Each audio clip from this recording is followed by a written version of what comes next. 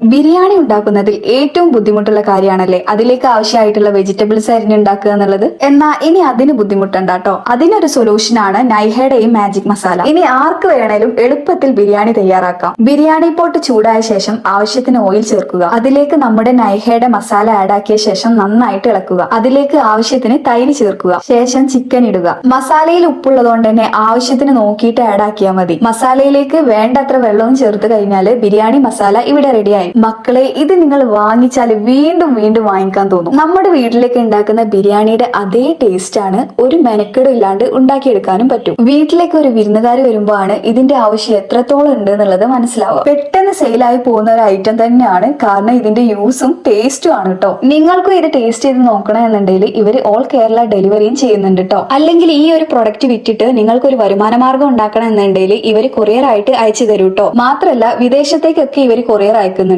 അപ്പൊ നിങ്ങൾക്ക് ഈ ഒരു പ്രൊഡക്റ്റ് വേണമെന്നുണ്ടെങ്കിൽ സ്ക്രീനിൽ ഞാൻ നമ്പർ കൊടുക്കുന്നുണ്ട്, അവരുമായിട്ട് കോൺടാക്ട് ചെയ്താൽ മതി.